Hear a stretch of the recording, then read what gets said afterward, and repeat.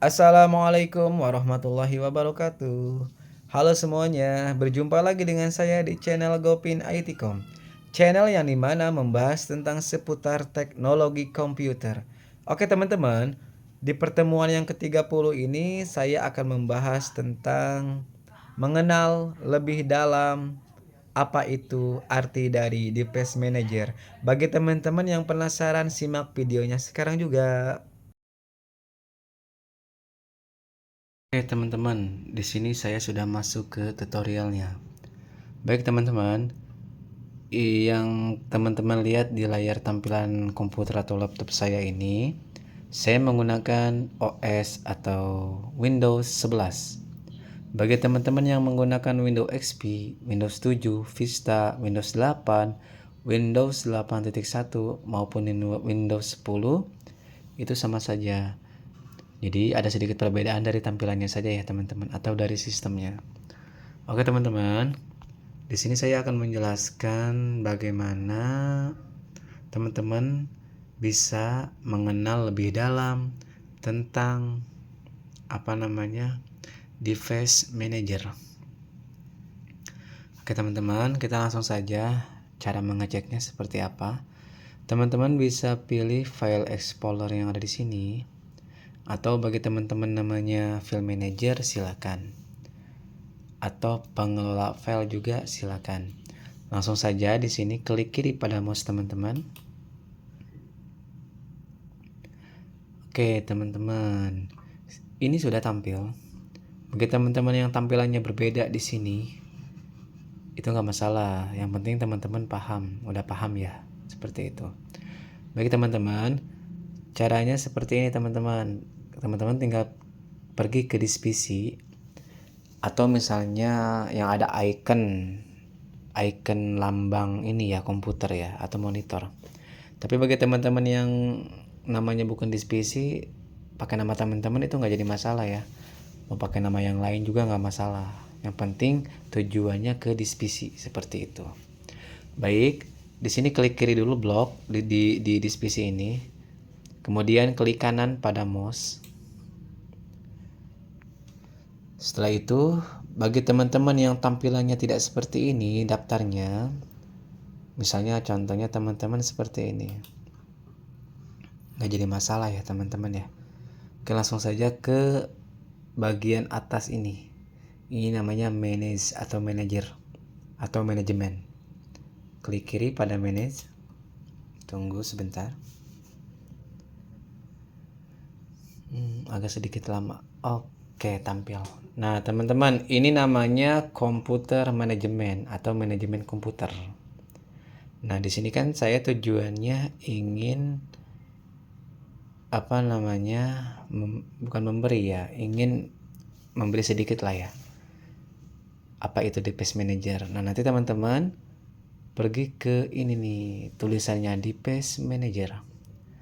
Klik kiri pada mouse. Tunggu sebentar.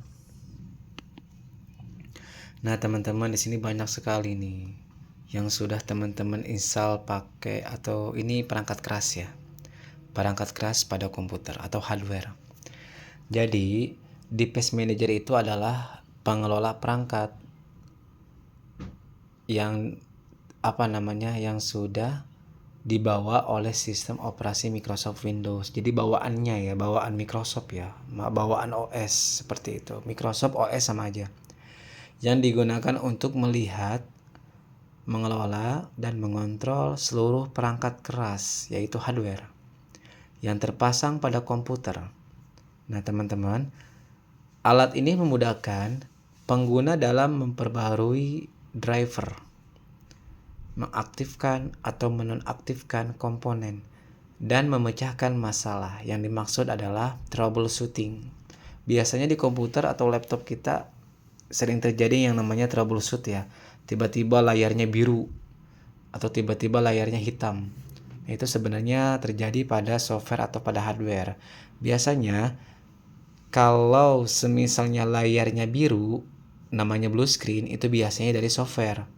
Tapi kalau misalnya layarnya hitam, tapi tombol keyboardnya menyala, berarti itu yang ada kesalahan daripada perangkat keras yaitu hardware. Gitu ya teman-teman ya. Jadi troubleshooting itu bisa mengecek juga jika ada perangkat yang tidak berfungsi.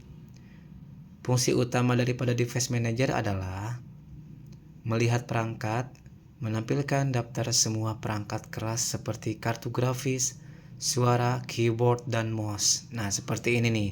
Di sini ada audio, terus ada baterai, ada kamera, ada komputer, ada Intel, ini namanya DMA atau prosesor ya, tipenya. Terus ada disk driver, kemudian ada display adapter. Nah, kalau teman-teman bisa lihat di sini, ini saya sebenarnya sudah terinstall semua ya. Tapi bagi teman-teman di sini ada yang silang X atau tanda seru, berarti belum terinstall atau harus update. Seperti itu ya. Kemudian keyboard, mengetahui keyboard, ID atau Haman. Terus ada memory teknologi device, ada mix and order pointing device. Terus ada monitor, ada network, ada frequency, ada prosesor. Nah, di sini teman-teman bisa lihat nih, teman-teman menggunakan prosesor seperti apa. Di sini ada Intel. Kalau saya menggunakan Intel ya. Bagi teman-teman yang menggunakan AMD, mungkin di sini tulisannya AMD nanti. Kemudian ada sensor. Kemudian ada software device. Nah, seperti ini teman-teman. Terus ada sound, ada storage, ada system device, ada universal serial bus controllers. Nah, di sini biasanya kalau teman-teman di sininya belum seperti saya atau X atau tanda seru, berarti harus diupdate. Contohnya seperti apa? Nah, di sini kan contoh ada software nih. Kemudian teman-teman klik kiri, blok dulu, kemudian klik kanan. Nah, di sini ada update driver, disable device, ada uninstall device, ada scan for hardware change atau properties. Kalau misalnya teman-teman pengen diupdate, tinggal update. Kalau mau dimatikan, tinggal disable device. Kemudian kalau mau dibuang atau di uninstall, ya silakan uninstall, seperti itu ya. Nah, jadi teman-teman, fungsinya itu sangat banyak ya.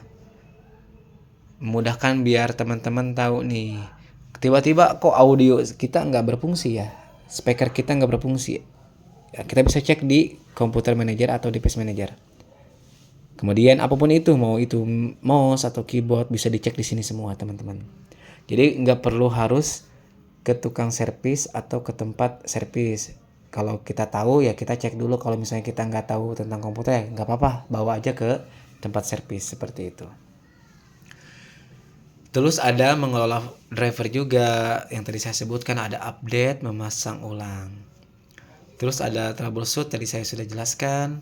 Kemudian ada konfigurasi hardware, yang tadi saya jelaskan, ada mengaktifkan atau menonaktifkan.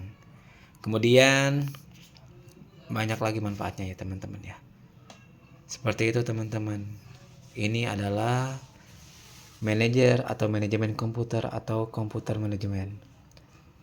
Oke, segitu dulu tutorialnya. Bagi teman-teman yang kurang paham atau kurang ngerti ya, kurang paham, kurang ngerti sama aja, bisa komen di video saya.